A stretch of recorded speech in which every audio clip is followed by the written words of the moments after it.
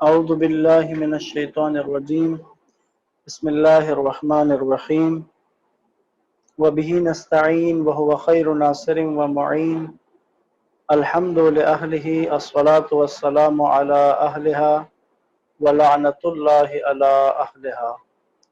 السلام علیکم ورحمۃ اللہ وبرکاتہ۔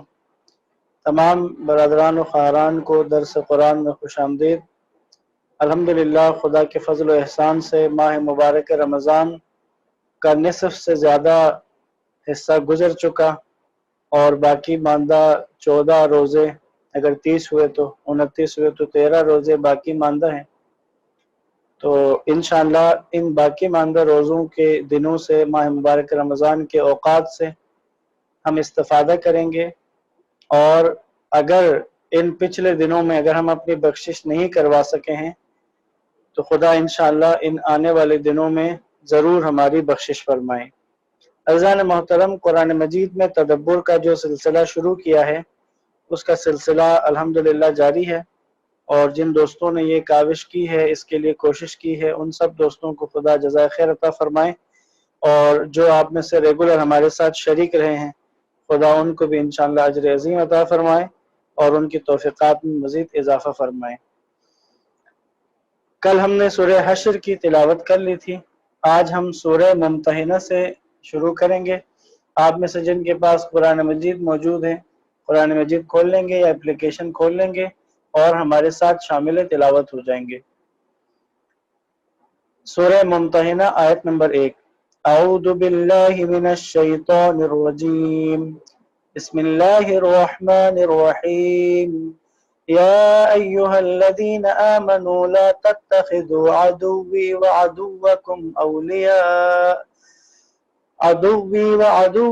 أولياء تلقون إليهم بالمودة وقد كفروا بما جاءكم من الحق يخرجون الرسول وإياكم أن تؤمنوا بالله ربكم إن كنتم خرجتم جهادا في سبيلي وابتغاء مرضاتي تسرون إليهم بالمودة وأنا أعلم بما أخفيتم وما أعلنتم ومن يفعله منكم فقد ضل سواء السبيل۔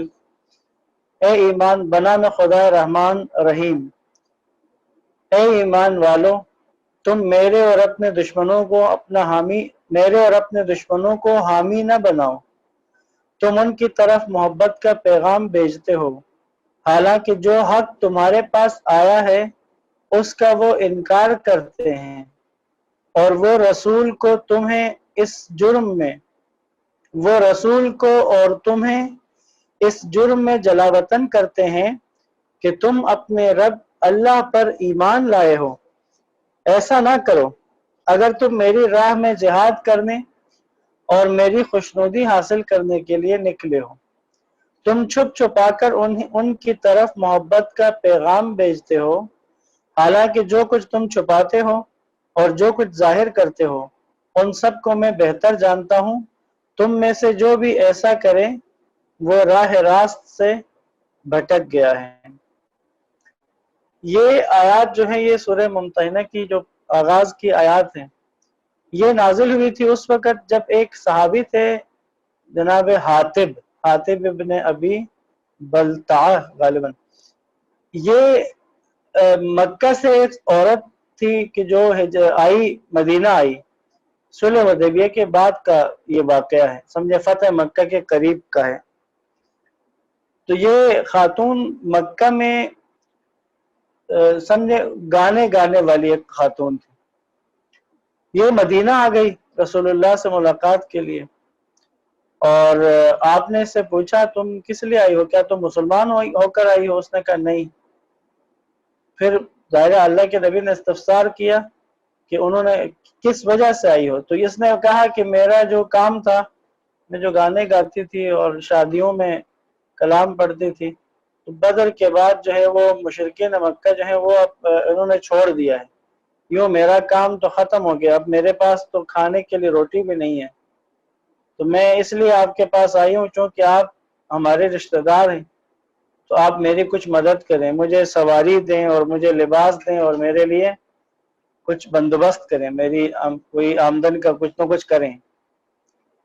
تو رسول اللہ نے جو مہاجرین تھے ان سے کہا کہ اس کی کچھ نہ کچھ کمک کرو، تو سب نے اس کی کچھ مدد کر دی، تو وہ پھر روانہ ہو گئی واپس مکہ کی طرف۔ تو یہ جب روانہ ہونے لگی تھی تو حضرت حاطب جو ہیں، ایک صحابی تھے اللہ کے نبی کے، حاطب،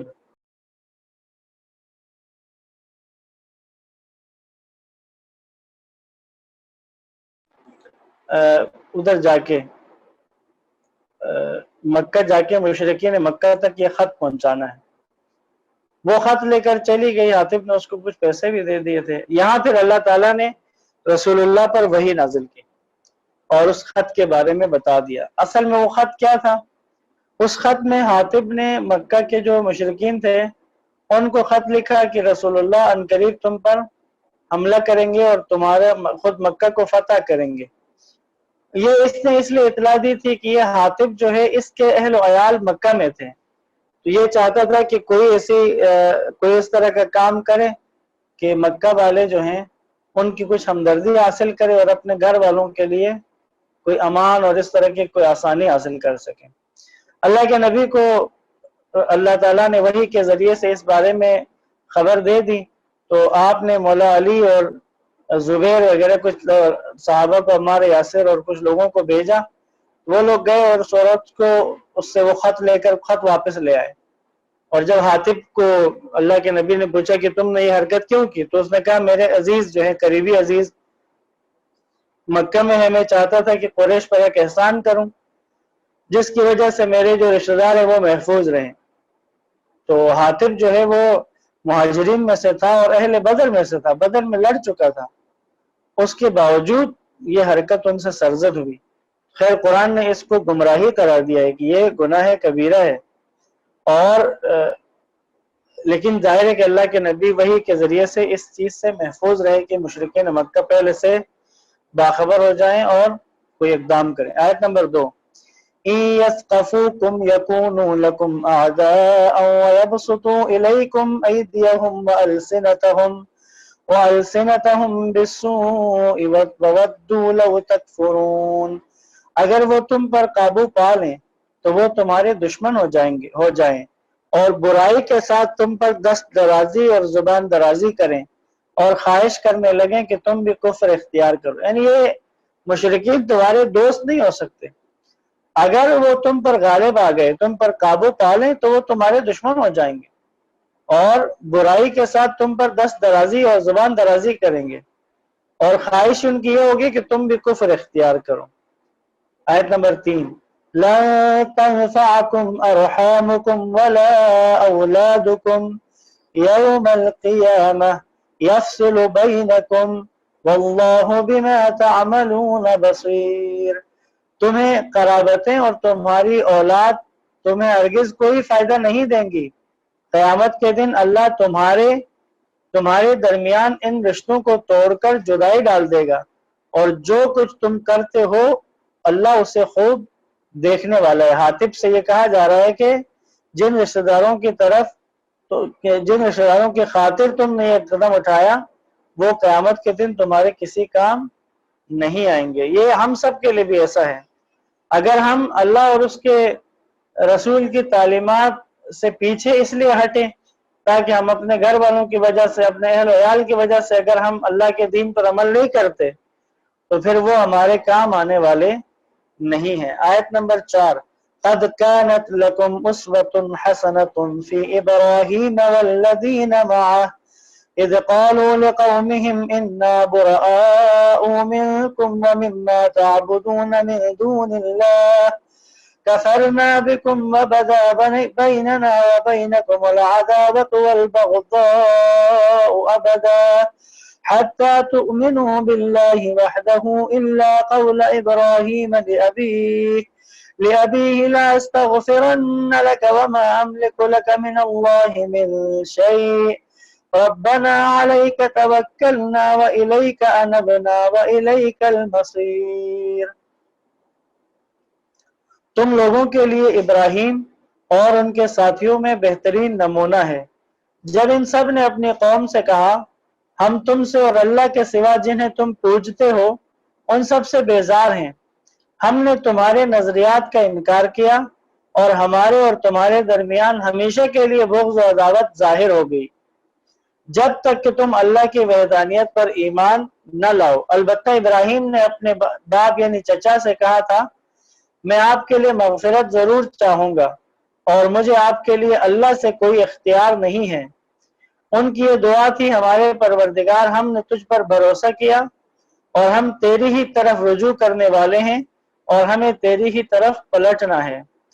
یعنی یہ جو اپنے مشرک رشتہ داروں سے اور ان سے ناتا اپنا توڑنا، ان سے علیحدگی اختیار کرنا، اس بارے میں بہترین اسوہ حضرت ابراہیم علیہ السلام ہے۔ جیسا کہ ہم نے پہلے پڑھا ہے کہ ابراہیم علیہ السلام نے جب اپنے قوم کو اپنے رشتہ داروں کو بت پرستی سے روکا تو انہوں نے جب ہٹ درمی کا مظاہرہ کیا تو پھر ابراہیم علیہ السلام نے ان کو چھوڑ دیا، اس وطن کو ہی چھوڑ دیا اور بابل سے ہاران کی طرف، ہاران سے فلسطین اور فلسطین سے مصر، یہ ساری ہجرت ابراہیم علیہ السلام نے کی ہے۔ آیت نمبر 5 ربنا لا تجعلنا فتنة للذين كفروا واغفر لنا ربنا انك انت العزیز الحکیم۔ ہمارے پروردگار تو ہمیں کفار کی آزمائش میں نہ ڈال اور ہمیں بخش دے ہمارے پروردگار، یقیناً تو ہی بڑا غالب آنے والا حکمت والا ہے۔ یعنی خدا ہمیں کفار کی آزمائش کا ذریعہ نہ بنا کہ ہماری کمزوری کو دیکھ کر کفار جو ہیں وہ اسلام کی حقانیت پر شک کریں، یعنی ہمیں ایسا نہ بنا کہ کفار ہمیں دیکھ کے عبرت حاصل کریں۔ آیت نمبر 6 لَقَدْ كَانَ لَكُمْ فِيهِمْ أُسْوَةٌ حَسَنَةٌ لِمَنْ كَانَ يَرْجُو اللَّهَ وَالْيَوْمَ الْآخِرَ وَمَنْ يَتَوَلَّ فَإِنَّ اللَّهَ هُوَ الْغَنِيُّ الْحَمِيدُ۔ بتحقیق انہی لوگوں میں تمہارے لیے ایک اچھا نمونہ ہے، یعنی ابراہیم اور ان کے ساتھیوں میں، ان کے لیے جو اللہ روز آخرت کی امید رکھتے ہیں اور جو کوئی روگردانی کرے تو اللہ یقیناً بے نیاز قابل ستائش ہے۔ آیت نمبر 7 عَسَى اللَّهُ أَن يَجْعَلَ بَيْنَكُمْ وَبَيْنَ الَّذِينَ عَادَيْتُم مِّنْهُم مَّوَدَّةً وَاللَّهُ قَدِيرٌ وَاللَّهُ غَفُورٌ رَّحِيمٌ۔ ممکن ہے کہ اللہ تمہارے اور ان لوگوں کے درمیان جن سے تم دشمنی کر رہے ہو محبت پیدا کر دے، اور اللہ بہت قدرت والا ہے اور اللہ بڑا بخش دے والا رحم کرنے والا ہے۔ یہ جن کفار مکہ کے ساتھ تمہاری دشمنی ہے ممکن ہے کہ اللہ ان کے ساتھ تمہاری محبت پیدا کر دے، جیسا کہ فتح مکہ کے بعد جو اسلام لے آئیں، خالص ہو جائیں اور دین کو قبول کر لیں، سچے دل کے ساتھ اسلام میں داخل ہو جائیں، تو ظاہر ہے کہ مسلمانوں کی ان کے ساتھ دشمنی کوئی ذاتی کوئی خاندانی دشمنی تو تھی نہیں، تو اگر جب وہ مسلمان ہو جائیں گے تو پھر قرآن کے مطابق وہ دین میں مومنین کے بھائی ہیں۔ آیت نمبر 8 لا ينهاكم الله عن الذين لم يقاتلوكم في الدين ولم يخرجوكم من دياركم أن تبروهم وتقسطوا إليهم إن الله يحب المقسطين۔ جن لوگوں نے دین کے بارے میں تم سے جنگ نہیں کی اور نہ ہی تمہیں تمہارے گھروں سے نکالا ہے، اللہ تمہیں ان کے ساتھ احسان کر دیں اور انصاف کرنے سے نہیں روکتا، اور یقیناً اللہ انصاف کرنے والوں کو پسند کرتا ہے۔ دیکھیں کافروں کے ساتھ جو دوستی اور ان کے ساتھ وہ اچھا سلوک نیکی کرنا، یہ اس وقت تک ہے جب کہ وہ مسلمانوں سے حالت جنگ میں ہوں، جس کو عام فقہی زبان میں کافر حربی کہتے ہیں۔ اگر یہ کافر ذمہ ہو، یعنی کیا مسلمانوں کے حکومت میں رہے تو صحیح لیکن مسلمان حکومت کے خلاف کوئی بغاوت نہ کرے، مسلمانوں کے خلاف تلوار نہ اٹھائے، اس کو کہتے ہیں کافر ذمہ۔ کہتے ہیں کہ اگر ان کے ساتھ ایسے کافروں کے ساتھ اچھا برتاؤ کرنا، رشتہ داری کا لحاظ رکھنا اور ان کے ساتھ انصاف کرنے میں کوئی حرج نہیں ہے، لیکن جن کافروں کے ساتھ حالت جنگ میں ہیں تو ان کے ساتھ کسی بھی قسم کی ولایت قائم کرنا ممنوع ہے۔ آیت نمبر 9 انما ينهاكم الله عن الذين قاتلوكم في الذين ما خرجوكم وأخرجوكم من دياركم وظاهروا على إخراجكم أن تولوهم ومن يتولهم فأولئك هم الظالمون۔ اور اللہ تو یقیناً تمہیں ایسے لوگوں سے دوستی کرنے سے روکتا ہے جنہوں نے دین کے معاملے میں تم سے جنگ کی ہے اور تمہیں تمہارے گھروں سے نکالا ہے اور تمہاری جلاوطنی پر ایک دوسرے کی مدد کی ہے، اور جو ان لوگوں سے دوستی کرے گا بس وہی ظالم ہے۔ کافر ذمہ کے ساتھ اچھا سلوک کرنا، احسان کرنا، دوستی اس کی ممانعت نہیں ہے، لیکن جو کافر جنگ کر چکے ہیں مسلمانوں سے اور مسلمانوں کو ان کے گھروں سے نکالا ہے، ان کے ساتھ جو بھی دوستی کرے گا اللہ کے نزدیک وہ ظالم ہے۔ درود پڑھے محمد و آل محمد۔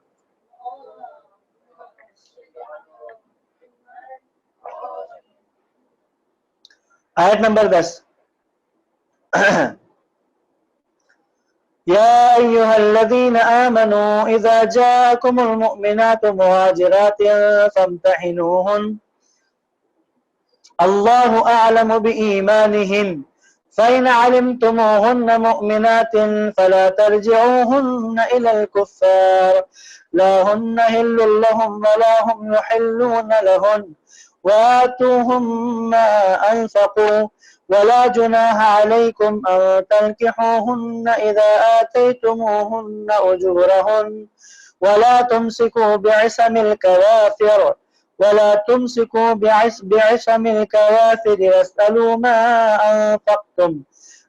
أنفقتم وليسألوا ما أنفقوا ذلكم حكم الله يحكم بينكم والله علیم حکیم۔ آیت نمبر 10۔ اے ایمان والو، جب ہجرت کرنے والی مومنہ عورتیں تمہارے پاس آ جائیں تو تم ان کا امتحان کر لیا کرو، اور اللہ ان کے ایمان کو بہتر جانتا ہے۔ پھر اگر تمہیں معلوم ہو جائے کہ وہ ایماندار ہیں تو انہیں کفار کی طرف واپس نہ بھیجو، اور نہ وہ ان کفار کے لیے حلال ہیں نہ وہ کفار ان کے لیے حلال ہیں، اور جو کچھ انہوں نے خرچ کیا ہے وہ ان کے کافر شوہروں کو ادا کر دو، اور جب ان عورتوں کے مہر انہیں ادا کر دو تو ان سے نکاح کر لینے میں تم پر کوئی گناہ نہیں، اور کافر عورتوں کو اپنے نکاح میں روکے نہ رکھو، اور جو کچھ تم نے خرچ کیا ہے مانگ لو، اور جو کچھ انہوں نے خرچ کیا ہے وہ کفار بھی تم سے مانگ لے۔ یہ اللہ کا حکم ہے، وہ تمہارے درمیان فیصلہ کرتا ہے، اور اللہ بڑا علم والا، حکمت والا ہے۔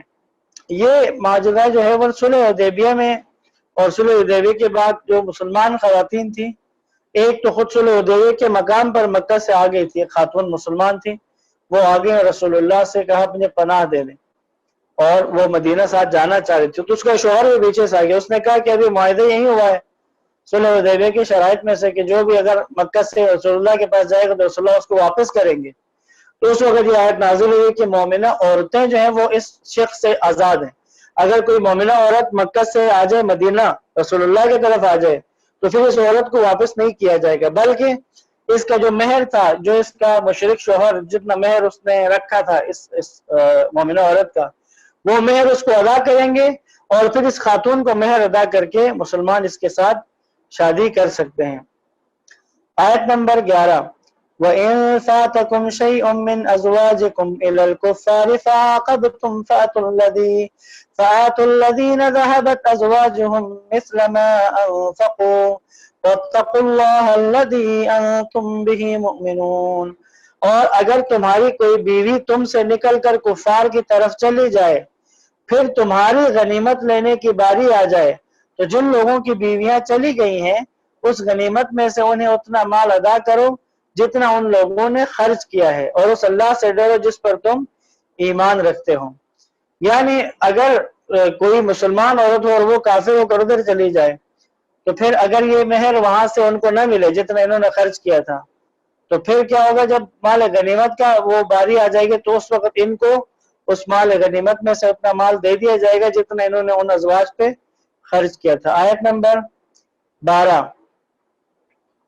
يا أيها النبي إذا جاءك المؤمنات يبايعنك على أن لا يشركن بالله شيئا ولا يسرقن ولا يزنين ولا يقتلن أولادهن ولا يأتين ببهتان يفترينه بين أيديهن وأرجلهن ولا يعصينك في معروف فبايعهن واستغفر لهن الله ان اللہ غفور رحیم۔ اے نبی، جب مومنہ عورتیں اس بات پر آپ سے بیعت کرنے کے لیے آپ کے پاس آئیں، کن باتوں پر بیعت کریں مومنہ عورتیں؟ وہ یہ کہ اللہ کے ساتھ کسی کو شریک نہیں ٹھہرائیں گی، چوری نہیں کریں گی، زنا کا ارتکاب نہیں کریں گی، اپنی اولاد کو قتل نہیں کریں گی، اور نہ اپنے ہاتھ پاؤں کے آگے کوئی بہتان یعنی کوئی غیر قانونی اولاد گھر کر شوہر کے ذمے ڈالیں گی، اور نیک کاموں میں آپ کی نافرمانی نہیں کریں گے تو ان سے بیعت لے لیں اور ان کے لیے اللہ سے مغفرت طلب کریں، اللہ یقیناً بخشنے والا مہربان ہے۔ آیت نمبر 13، یا ایہا الذین آمنوا لا تتولوا قوما غضب اللہ علیہم قد یئسوا من الآخرة كما یئس الکفار من اصحاب القبور۔ اے ایمان والو، اس قوم سے دوستی نہ رکھو جس پر اللہ غضبناک ہوا ہے، جو آخرت سے اس طرح مایوس ہے جیسے کفار اہل قبور سے نا امید ہے۔ یعنی ایمان والوں کو کفار کی دوستی سے منع کیا جا رہا ہے۔ آج کے دور کی زبان میں کہوں تو کسی ملک کے لیے خارجہ پالیسی کیا ہونی چاہیے وہ ان آیات میں واضح ہے، اور خود مملکت کی خارجہ پالیسی کے عنوان سے سورہ مائدہ جو ہے وہ ایک بہترین سورت ہے، اور سورہ مائدہ میں بہت سارے مطالب بیان ہوئے۔ یہاں پر سورہ ممتحنہ کا اختتام ہوتا ہے، اگلی سورت سورہ صف ہے۔ آغاز کرتے ہیں، درود پڑھیں محمد و آل محمد پر۔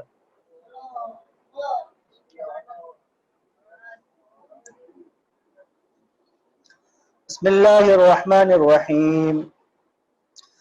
میں اس کی 14 آیتیں ہیں، میں ذرا تلاوت کروں گا ایک دفعہ ساری، پھر اس کا ترجمہ ایک ساتھ ہی پڑھتے ہیں، آپ تلاوت میں میرے ساتھ شامل ہو سکتے ہیں۔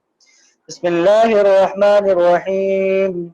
سبح للہ ما فی السماوات وما فی الارض وهو العزیز الحکیم۔ یا ایہا الذین آمنوا لم تقولون ما لا تفعلون کبر مقتا عند اللہ ان تقولوا ما لا تفعلون۔ ان اللہ يحب الذین یقاتلون فی سبیلہ صفا کأنہم بنیان مرصوص۔ وَإِذْ قَالَ مُوسَى لِقَوْمِهِ يَا قَوْمِ لِمَ تُؤْذُونَنِي وَقَدْ تَعْلَمُونَ أَنِّي رَسُولُ اللَّهِ إِلَيْكُمْ فَلَمَّا زَاغُوا أَزَاغَ اللَّهُ قُلُوبَهُمْ وَاللَّهُ لَا يَهْدِي الْقَوْمَ الْفَاسِقِينَ۔ وَإِذْ قَالَ عِيسَى ابْنُ مَرْيَمَ يَا بَنِي إِسْرَائِيلَ إِنِّي رَسُولُ اللَّهِ إِلَيْكُمْ مُصَدِّقًا لِمَا بَيْنَ يَدَيَّ مِنَ التَّوْرَاةِ وَمُبَشِّرًا بِرَسُولٍ يَأْتِي من بعد اسمه أحمد۔ فلما جاءهم بالبينات قالوا هذا سحر مبين۔ ومن أظلم ممن افترى على الله الكذب وهو يدعى إلى الإسلام والله لا يهدي القوم الظالمين۔ يريدون ليطفئوا نور الله بأفواههم والله متم نوره ولو كره الكافرون۔ هو الذي أرسل رسوله بالهدى ودين الحق ليظهره على الدين كله ولو كره المشركون۔ يا أيها الذين آمنوا هل أدلكم على تجارة تنجيكم من عذاب أليم تؤمنون بالله ورسوله وتجاهدون في سبيل الله بأموالكم وأنفسكم ذلكم خير لكم إن كنتم تعلمون۔ يغفر لكم ذنوبكم ويدخلكم جنات تجري من تحتها الأنهار ومساكن طيبة في جنات عدن ذلك الفوز العظيم۔ وأخرى تحبونها نصر من الله وفتح قريب وبشر المؤمنين۔ يا أيها الذين آمنوا كونوا أنصار الله كما قال عيسى ابن مريم للحواريين من أنصاري إلى الله قال الحواریون نحن انصار اللہ فآمنت طائفة من بنی اسرائیل وكفرت طائفة فأيدنا الذين آمنوا على عدوهم فأصبحوا ظاہرین۔ ترجمے کی طرف متوجہ ہوں گے انشاءاللہ۔ بنا میں خدا رحمان رحیم، جو کچھ آسمانوں اور جو کچھ زمین میں ہے سب اللہ کی تسبیح کرتے ہیں، اور وہ بڑا غالب آنے والا حکمت والا ہے۔ اے ایمان والو، تم وہ بات کیوں کہتے ہو جو کرتے نہیں ہو؟ اللہ کے نزدیک یہ بات سخت ناپسند ہے کہ تم وہ بات کہو جو کرتے نہیں۔ اے ایسا انسان کہ جو جیسے کہ خود دوسروں کو نصیحت، خود میاں فضیحت، یعنی دوسروں کو تو نیکی کا حکم دے، اپنے آپ کو بھول جائیں۔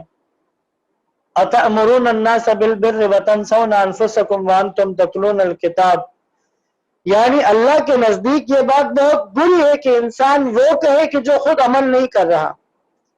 لہذا اخلاقی طور پر بھی اور یہ فکری اور نظریاتی طور پر بھی اللہ کے نزدیک یہ بات سخت ناپسندیدہ ہے، تم وہ بات کہو جو کرتے نہیں ہو۔ آیت نمبر 4، اللہ یقیناً ان لوگوں سے محبت کرتا ہے جو اس کی راہ میں صف بستہ ہو کر اس طرح لڑتے ہیں گویا وہ سیسا پلائی ہوئی دیوار ہیں۔ یعنی اللہ ان لوگوں سے محبت کرتا ہے کہ جو راہ خدا میں اللہ کے راستے میں ڈٹ جاتے ہیں اور مشکلات کے سامنے چٹان بن کر کھڑے ہو جاتے ہیں۔ اللہ محبت کرتا ہے ان لوگوں سے جو لڑتے ہیں راہ خدا میں اور ان کی حالت گویا سیسا پلائی ہوئی دیوار ہو، یعنی جنہیں پیچھے نہ دھکیلا جا سکتا ہے، نہ جن کو بگایا جا سکتا ہے، نہ بھاگیں گے نہ ہی دبیں گے۔ آیت نمبر 5، اور وہ وقت یاد کیجئے جب موسیٰ نے اپنے قوم سے کہا، اے میری قوم، تم مجھے کیوں اذیت دیتے ہو، حالانکہ تم جانتے ہو کہ میں تمہاری طرف اللہ کا بھیجا گیا رسول ہوں۔ بس جب وہ ٹیڑھے رہے تو اللہ نے ان کے دلوں کو ٹیڑھا کر دیا، اور اللہ فاسق قوم کو ہدایت نہیں کرتا، اللہ فاسقوں کو ہدایت نہیں دیتا۔ یعنی جب موسیٰ علیہ السلام کو انہوں نے تنگ کیا، اذیت دی ہے، تو پھر اللہ نے ان کو، یعنی وہ ٹیڑھے تھے، وہ ٹیڑھے رہے، پھر اللہ نے بھی ان کے دلوں کو ٹیڑھا کر دیا، کیونکہ اللہ فاسق لوگوں کو ہدایت نہیں کرتا۔ آیت نمبر 6، اور جب عیسیٰ ابن مریم نے کہا، اے بنی اسرائیل، میں تمہاری طرف اللہ کا رسول ہوں اور اپنے سے پہلے کی کتاب، یعنی جو توریت تھی موسیٰ علیہ السلام کی، توریت کی تصدیق کرنے والا ہوں اور اپنے بعد آنے والے رسول کی بشارت دینے والا ہوں جن کا نام احمد صلی اللہ علیہ وآلہ وسلم ہوگا۔ پس جب وہ ان کے پاس واضح دلائل لے کر آئے تو کہنے لگے، یہ تو کھلا جادو ہے۔ عیسیٰ علیہ السلام نے رسول اللہ کے آنے کی پیشگوئی کر دی اور نام بھی بتا دیا۔ اس کے تشریح میں کہا جاتا ہے کہ نام جو ہے وہ جو اس میں ہے کہ نام فارتلیت بتایا گیا، رسول اللہ کا نام کے جو حضرت عیسیٰ کی جو کتابیں ہیں اس میں انجیل میں فارتلیت، جس کا عربی ترجمہ، یہ سریانی زبان ہے اور اس کا عربی ترجمہ محمد احمد بن جاتے ہیں، یعنی جس کی تعریف کی جائے۔ تو بس عیسیٰ علیہ السلام نے رسول اللہ کے آنے کی پہلے سے بشارت دے دی۔ آیت نمبر 7، اور اس سے بڑھ کر ظالم کون ہوگا جو اللہ پر جھوٹ بہتان باندھے جبکہ اسے اسلام کی دعوت دی جا رہی ہو، اور اللہ ظالم قوم کو ہدایت نہیں دیتا۔ آیت نمبر 8، یہ لوگ چاہتے ہیں کہ اپنے منہ کی پھونکوں سے اللہ کے نور کو بجھا دیں، اللہ اپنے نور کو پورا کر کے رہے گا خواہ کفار برا منائیں۔ یعنی پھونکوں سے اللہ کے نور کو بجھانا، یعنی یہ جو لوگ جو بھی، چاہے وہ ماضی کے وہ جابر و ظالم حکمران ہو کہ جو اس طرح مقابلے میں آتے تھے، یا آج کے دور یا قیامت تک جو بھی خدا کے مقابلے میں آئے گا، خدا کے قانون کے مقابلے میں، خدا کے نظام کے مقابلے میں، تو پھر وہ یاد رہے کہ وہ اس کو بجھا نہیں سکتا، وہ نور خدا کو بجھا نہیں سکتا، اور اللہ نے اپنے نور کو پورا کرنا ہے۔ آیت نمبر 9، وہ وہی ہے جس نے اپنے رسول کو ہدایت اور دین حق کے ساتھ بھیجا تاکہ اسے تمام ادیان پر غالب کر دے خواہ مشرکین کو ناگوار گزرے۔ یعنی اسلام تمام ادیان پر غالب آئے گا، پہلے یہ بات گزر چکی ہے۔ آیت نمبر، یعنی اسلام غالب آئے گا۔ اس وقت اسلام منطقی طور پر، عقلی طور پر، عقیدتی اور نظریاتی طور پر تمام ادیان پر غالب ہے، اور امام زمان جب تشریف لائیں گے تو اسلام جو ہے وہ تمام ادیان پر حکومتی عنوان سے بھی غالب آ جائے گا۔ آیت نمبر 10 اے ایمان والو کیا میں ایسی تجارت کی طرف تمہاری رہنمائی کروں جو تمہیں دردناک عذاب سے بچائے. اللہ کتنا خوبصورت انداز میں کہہ رہا ہے کہ اے ایمان والو کیا میں ایسی تجارت کی طرف تمہاری رہنمائی کروں جو تمہیں دردناک عذاب سے بچا لے. 11ویں آیت وہ یہ کہ تم اللہ پر اور اس کے رسول پر ایمان لے آؤ, اپنی جانوں اور اپنے اموال سے راہ خدا میں جہاد کرو, اگر تم جان لو تو تمہارے لیے یہی بہتر ہے. یعنی ایسی تجارت کہ جس کی طرف جو تمہیں دردناک عذاب سے بچے. وہ کیا ہے تجارت؟ اللہ اور اس کے رسول پر ایمان لاؤ, اپنی جانوں اور اموال سے راہ خدا میں جہاد کرو, اگر تم جان لو تو تمہارے لیے یہی بہتر ہے. آیت نمبر 12 اللہ تمہارے گناہ معاف فرمائے گا اور تمہیں ایسی جنتوں میں داخل کرے گا جن کے نیچے نہریں بہتی ہوں گی اور ابدی جنتوں میں پاکیزہ مکانات ہوں گے, یہی بڑی کامیابی ہے. یعنی اگر تم ایسا کر لو, یعنی اگر تم یہ تجارت کر لو گے, یعنی اپنے جو شرائط بتائے, تو پھر کیا ہوگا؟ اللہ تمہارے پچھلے گناہوں کو معاف کر دے گا اور تمہیں ایسی جنتوں میں داخل کرے گا جن کے نیچے نہریں بہتی ہوں گی اور ابدی جنتوں میں پاکیزہ مکانات ہوں گے, یہی بڑی کامیابی ہے. آیت نمبر 13 اور دوسری بھی جسے تم پسند کرتے ہو عنایت کرے گا, اور وہ ہے اللہ کی طرف سے مدد اور جلد حاصل ہونے والی فتح, اور مومنین کو اس کی بشارت دے دیجیے. یعنی دوسری جو فائدہ بتا رہے ہیں وہ خدا کی طرف سے, وہ دنیا میں بھی فتح و نصرت اور فتح و کامیابی ہے. آیت نمبر 14 اے ایمان والو اللہ کے مددگار بن جاؤ, جس طرح عیسیٰ ابن مریم نے حواریوں سے کہا کون ہے جو راہ خدا میں میرا مددگار بنے؟ حواریوں نے کہا ہم اللہ کے مددگار ہیں. پس بنی اسرائیل کی ایک جماعت تو ایمان لائی اور ایک جماعت نے انکار کیا, لہٰذا ہم نے ایمان لانے والوں کو ان کے دشمنوں کے مقابلے میں مدد کی اور وہ غالب ہو گئے. یعنی حضرت عیسیٰ علیہ السلام نے اپنے حواریوں سے کہا تھا کون ہے کہ جو میرا مددگار بنے گا اس راہ خدا میں؟ تو یہاں خدا کہہ رہا ہے اللہ کے مددگار بن. آمنو یا الذین آمنو کونوا انصار اللہ, سب اللہ کے مددگار بن جاؤ. اب اللہ کے مددگار بننے سے کیا مراد ہے؟ وہی مفہوم دین الہی کی پیروی کرنا, کسی الہی کام کی ذمہ داری کو انجام دینا, یہ اللہ کے مددگار. ورنہ اللہ ظاہر کی مدد کا محتاج نہیں ہے. اللہ رسول حضرت عیسیٰ مثال دی ہے ساتھ ہی. عیسیٰ علیہ السلام نے اپنے حواریوں سے کہا تھا کہ جو راہ خدا میں میرا مددگار کون ہے جو راہ خدا میں میرا مددگار بنے؟ حواریوں نے کہا تھا ہم اللہ کے مددگار ہیں. بس اس کے بعد بنی اسرائیل کا ذکر ہوا کہ ایمان جب وہ لائے اور ایک جماعت نے انکار کیا, تو لہٰذا ہم نے ایمان لانے والوں کو ان کے دشمنوں کے مقابلے میں مدد کی اور وہ غالب ہو گئے. اللہ ایمان والوں کی مدد کرے گا, اس میں کوئی شک. سورہ صف کا اختتام ہوا. اگلی سورت سورہ جمعہ ہے, اس کی بھی پہلے ہم تلاوت کریں گے اور اس کے بعد انشاءاللہ ترجمہ. ایک درود پڑھے محمد و آل محمد پر.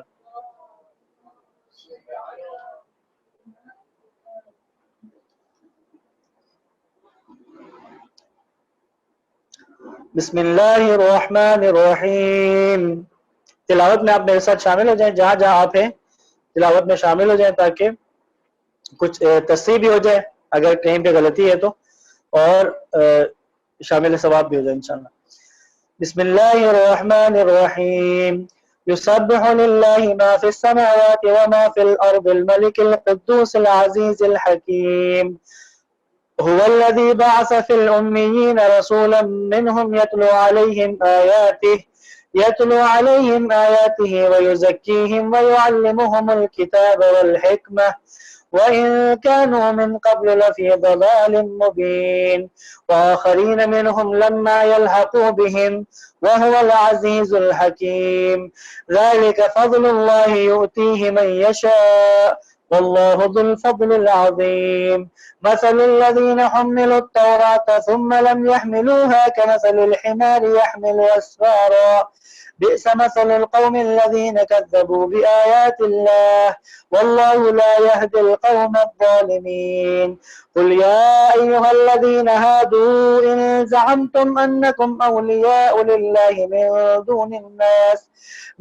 دون الناس فتمنوا الموت إن كنتم صادقين ولا يتمنونه أبدا بما قدمت أيديهم والله عليم بالظالمين قل إن الموت الذي تفرون منه فإنه ملاقيكم ثم تردون إلى عالم الغيب والشهادة فينبئكم بما كنتم تعملون يا أيها الذين آمنوا إذا نودي للصلاة من يوم الجمعة فاسعوا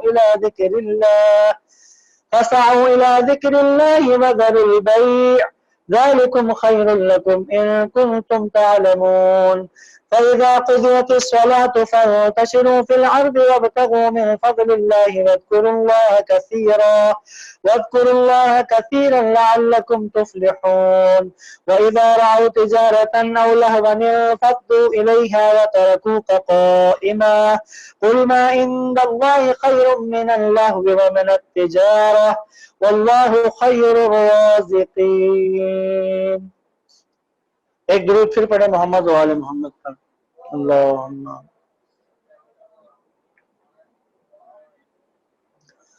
سورہ جمعہ کی آیت نمبر 1. بنا میں خدا رحمان رحیم. جو کچھ آسمانوں اور جو کچھ زمین میں ہے سب اس اللہ کی تسبیح کرتے ہیں جو بادشاہ نہایت پاکیزہ بڑا غالب آنے والا حکمت والا ہے. زمین آسمان میں جو کچھ ہے سب اللہ کی تسبیح کرتے ہیں اور قرآن میں ہے کہ تم ان کی تسبیح کو سمجھ نہیں سکتے, تمہیں اس کی تسبیح کا شعور نہیں ہے. آیت نمبر 2. وہی ہے جس نے ناخواندہ لوگوں میں انہی میں سے ایک رسول بھیجا جو انہیں اس کی آیات پڑھ کر سناتا ہے اور انہیں پاکیزہ کرتا ہے اور انہیں کتاب و حکمت کی تعلیم دیتا ہے جبکہ اس سے پہلے یہ لوگ صریح گمراہی میں تھے.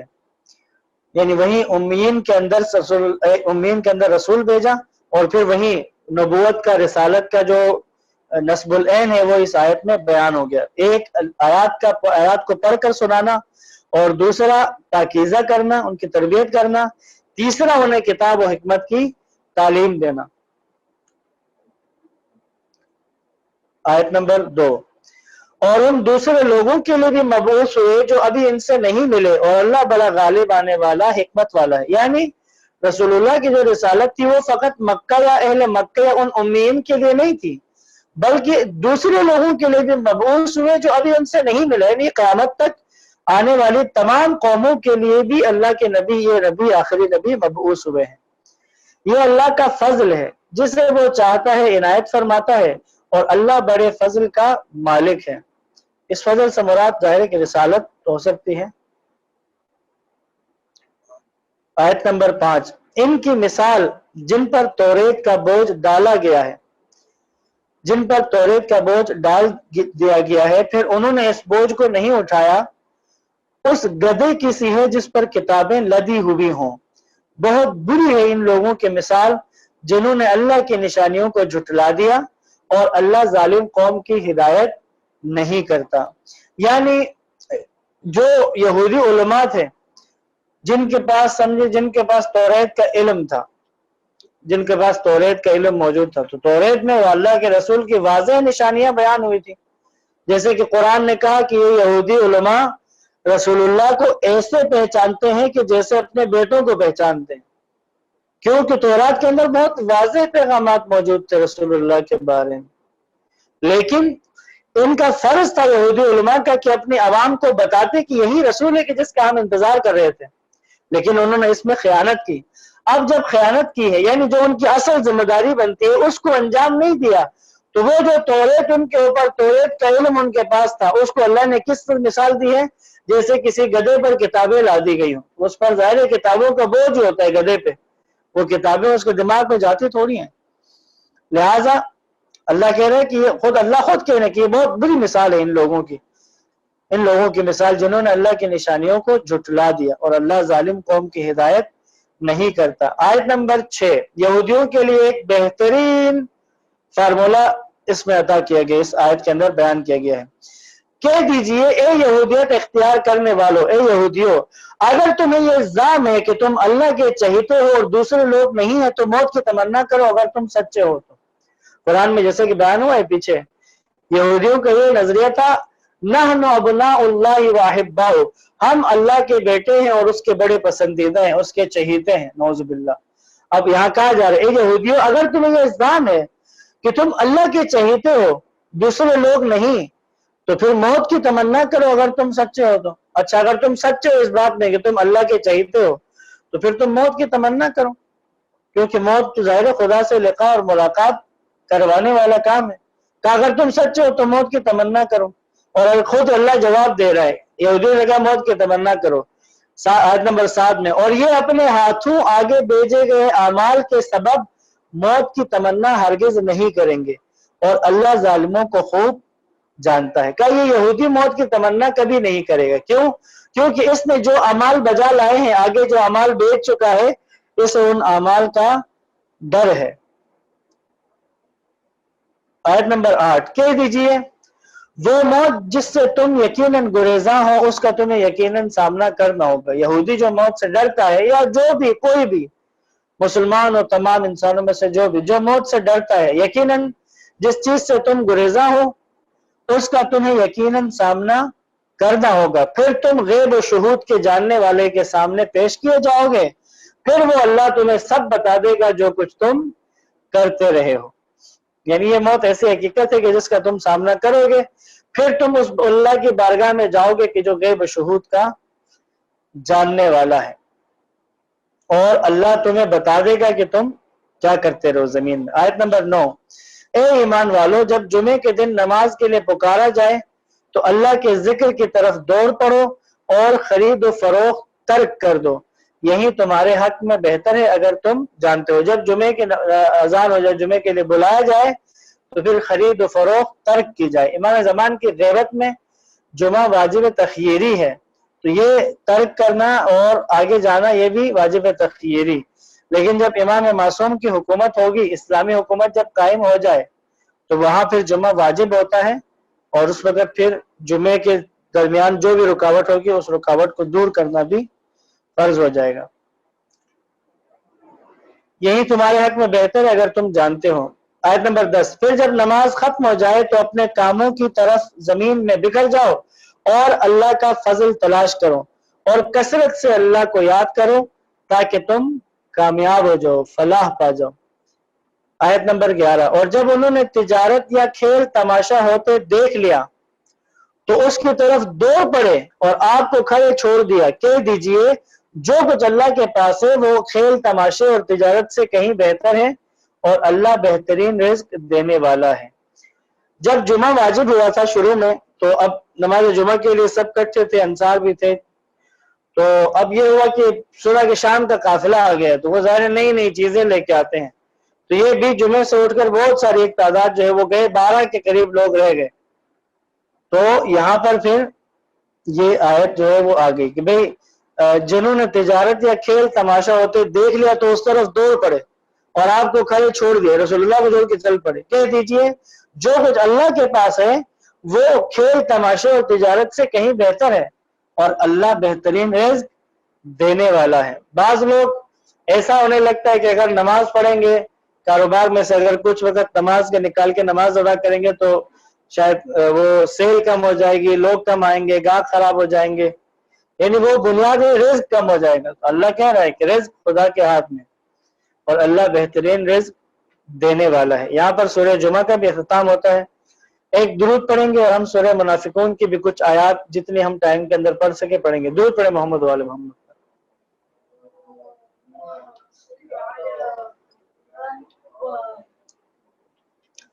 سورہ منافقون کی بھی پہلے ہم تلاوت کر رہے ہیں، انشاءاللہ آپ ہمارے ساتھ شامل تلاوت ہو جائیں۔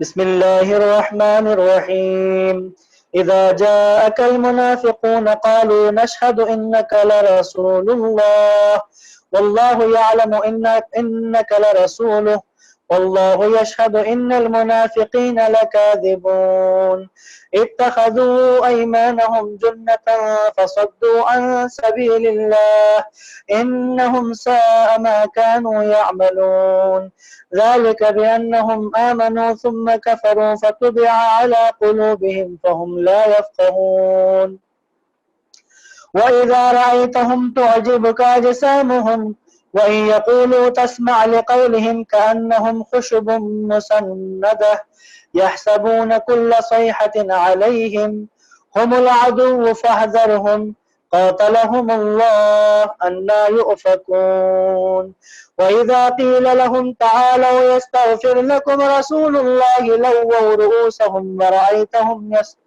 ورأيتهم يصدون وهم مستكبرون سواء عليهم استغفرت لهم أم لم تستغفر لهم لن يغفر الله لهم إن الله لا يهدي القوم الفاسقين هم الذين يقولون لا تنفقوا على من عند رسول الله حتى ينفضوا ولله خزائن السماوات والأرض ولكن المنافقين لا يفقهون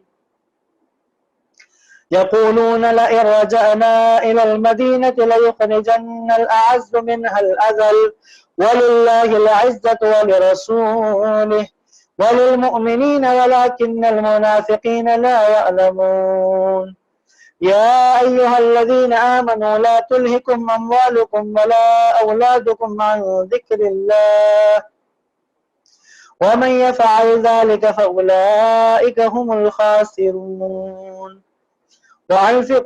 وأنفقوا مما رزقناكم من قبل أن يأتي أحدكم الموت فيقول رب لولا أخرتني إلى أجل قريب فأصدق وأكن من الصالحين ولن يؤخر الله نفسا إذا جاء أجلها والله خبير بما تعملون بر محمد وآل محمد صلوات.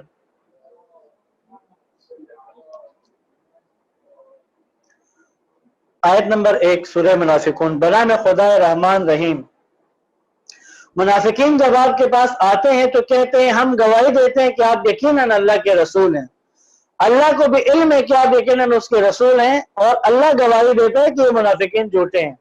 یعنی ایک منافق اگر آ کے رسول اللہ سے کہہ رہا ہے کہ میں گواہی دیتا ہوں آپ اللہ کے رسول ہیں, اللہ کہہ رہا ہے اللہ جانتا ہے کہ آپ اللہ کے رسول ہیں, لیکن یہ منافق جھوٹ بول رہا ہے. کیا مطلب؟ یہ دل سے قبول نہیں کر رہا, یہ دل سے آپ کو اللہ کا رسول قبول نہیں کرتا. آیت نمبر 2 انہوں نے اپنی قسموں کو ڈھال بنا رکھا ہے پھر وہ دوسروں کو بھی اللہ کے راہ سے روکتے ہیں. جو کچھ یہ کرتے ہیں یقیناً برا ہے. یہ اپنی قسموں کو اپنے ڈھال کے طور پر استعمال کرتے ہیں. جب ان کا کوئی پول کھلتا ہے تو فوراً قسمیں اٹھا کر اپنے آپ کو بچانے کی کوشش کرتے ہیں اور دوسروں کو اللہ کے راستے سے روکتے ہیں. کیا مطلب؟ ان کا کردار دیکھ کر بہت سے ایسے لوگ بھی ہوتے ہیں کہ جو اسلام کی طرف متوجہ نہیں ہوتے, لیکن یہ بھی غلط ہے. ظاہر ہے کہ یہ بھی ایک خاص سطح ہے. آج کے دور میں بھی ایسا ہے, بعض لوگ کچھ خراب لوگوں کو دیکھ کر کہ جو دیندار حلقے میں چند خراب لوگ ہیں ان کو دیکھ کر وہ اوورآل پورے دین سے ہی اپنے آپ کو الگ کر لیتے ہیں. آیت نمبر 3 یہ اس لیے ہے کہ یہ ایمان لا کر پھر کافر ہو گئے, پس ان کے دلوں پر مہر لگ گئی لہٰذا اب یہ سمجھتے نہیں ہیں. کیا وجہ تھی منافقین کے اس طرح کے سخت ان کے لیے رد عمل جو دکھائے جا رہے؟ وجہ کیا ہے؟ یہ ایمان لا کر پھر کافر ہو گئے, پس ان کے دلوں پر مہر لگ گئی ہیں. اور جب آپ انہیں دیکھ لیں تو ان کے جسم آپ کو بھلے معلوم ہوں گے, اور جب وہ بولے تو آپ ان کی باتیں توجہ سے سنتے ہیں, مگر وہ ایسے بے روح ہیں گویا وہ دیوار سے لگائی گئی لکڑیاں ہیں, ہر آواز کو اپنے خلاف تصور کرتے ہیں. یہی لوگ بڑے دشمن ہیں, لہٰذا آپ ان سے محتاط رہیں, اللہ انہیں ہلاک کرے. یہ کہاں بے کے پھرتے ہیں؟ یعنی منافقین کا ظاہر آپ کو متاثر نہ کر دے ان سے. جیسے عبداللہ بن ابی جو ہے وہ ایک جسیم تھا, بلند قامت کا آدمی تھا اور پھر بولنے میں بھی بڑا تیز تھا. تو قرآن کہہ رہا ہے کہ ان کے جسم آپ کو بھلے معلوم ہوں گے اور بولیں گے تو آپ ان کی باتیں توجہ سے سنیں گے, لیکن اندر سے ان کے پاس کچھ بھی نہیں. یہ ظاہری چیزیں ہیں تو ان کے ظاہر سے ظاہر اچھا نہ لگے۔ آیت نمبر 5، اور جب ان سے کہا جائے آؤ اللہ کا رسول تمہارے لیے مغفرت مانگے تو وہ سر جھٹک دیتے ہیں، اور آپ دیکھتے ہیں کہ وہ تکبر کے سبب آنے سے رک جاتے ہیں۔ یعنی ان منافقین سے کہا جائے کہ توبہ کرو، آ جاؤ تم رسول اللہ کے پاس، رسول اللہ تمہارے لیے دعا کریں گے، تو اس وقت سر جھٹک دیتے ہیں، نہیں آتے، اور آپ دیکھیں گے کہ تکبر کے سبب آنے سے رک جاتے ہیں۔ آیت نمبر 6، ان کے لیے یکساں ہے خواہ آپ ان کے لیے مغفرت کریں یا نہ کریں، اللہ انہیں ہرگز معاف نہیں کرے گا، اور اللہ فاسقین کو یقیناً ہدایت نہیں کرتا۔ یعنی ان کے لیے برابر ہے، یعنی منافقین کے لیے برابر ہے کہ آپ ان کے لیے مغفرت کریں یا نہ کریں، اللہ انہیں معاف کرنے والا نہیں ہے، اور اللہ فاسقین کو یقیناً ہدایت نہیں کرتا۔ آیت نمبر 7، یہ وہی لوگ ہیں جو کہتے ہیں جو لوگ رسول اللہ کے پاس ہیں ان پر خرچ نہ کرنا تاکہ یہ بکھر جائیں، حالانکہ آسمانوں اور زمین کے خزانوں کا مالک اللہ ہی ہے، لیکن منافقین سمجھتے نہیں ہیں۔ یہاں پر اختتام کریں گے انشاءاللہ۔ آیت نمبر 7 کے بعد ہم کل تلاوت کا آغاز کریں گے۔ عربی ہم نے آج پڑھ لی تھی، کل ہم یہیں سے ترجمہ پڑھیں گے، اور آج کے بعد یہ چونکہ اب صورتیں چھوٹی صورتیں ہیں تو نسبتاً ہم تلاوت مکمل کر کے پھر ترجمہ اس طرح سے پڑھا کریں گے مختصر شرح کے ساتھ۔ یہاں پر میری بات تمام ہے، تو انشاءاللہ درس قرآن جاری رہے گا ماہ مبارک رمضان کے آخر تک، تو آپ ضرور اس میں شرکت کرتے رہیں۔ والسلام علیکم ورحمۃ اللہ وبرکاتہ۔ سب کی دعاؤں کی قبولیت کے لیے، حاجات کی برابری کے لیے، اور ان تمام لوگوں کے لیے کہ جنہوں نے مجھ سے دعا کے لیے کہا ہے، اور بعض نے خصوصی بعض لوگ دعا کی گزارش کرتے ہیں، یقیناً ہماری گردن پر حق ہے ان لوگوں کا جنہوں نے ہم سے دعا کے لیے التماس کیا ہے، تو ان سب لوگوں کی دعاؤں کی استجابت کے لیے، اور جن لوگوں کے لیے اللہ چاہتا ہے کہ ہم دعا کریں ان سب کی دعاؤں کی قبولیت کے لیے، تمام مریضوں کی شفایابی کے لیے، بے گناہ اسیروں کی رہائی کے لیے، بے اولادوں کے اولاد کے لیے، مقروضوں کے قرض کی ادائیگی کے لیے، گناہوں کی مغفرت کے لیے، انجام بخیر ہونے کے لیے، سکرات موت کی آسانی کے لیے، اور جن گناہوں کا ازالہ کرنا ہم پر واجب ہے ان کا ازالہ کرنے کی توفیق کے لیے، امام زمان کے ظہور کی تعجیل، رہبر معظم کے درازی عمر، آیت اللہ سستانی اور دیگر مراجع کی صحت و سلامتی کے لیے 5 مرتبہ آیہ مجیدہ کی تلاوت اور دعا۔ اللہم صلی علی محمد وآل محمد وعجل فرجہم۔ بسم اللہ الرحمن الرحیم۔ أَمَّن يُجِيبُ الْمُضْطَرَّ إِذَا دَعَاهُ وَيَكْشِفُ السُّوءَ أَمَّن يُجِيبُ الْمُضْطَرَّ إِذَا دَعَاهُ وَيَكْشِفُ السُّوءَ أَمَّن يُجِيبُ الْمُضْطَرَّ إِذَا دَعَاهُ وَيَكْشِفُ السُّوءَ أَمَّن يُجِيبُ الْمُضْطَرَّ إِذَا دَعَاهُ وَيَكْشِفُ السُّوءَ أَمَّن يُجِيبُ الْمُضْطَرَّ إِذَا دَعَاهُ وَيَكْشِفُ السُّوءَ يَا كَاشِفَ الْكَرْبِ وَالسُّوءِ وَالْبَلَاءِ اكشف كروبنا وكروب جميع المؤمنين واقض حوائجنا وحوائج المحتاجين والسائلين واشف مرضانا ومرضى المسلمين برحمتك يا أرحم الراحمين وصلى الله على محمد وآله الطيبين الطاهرين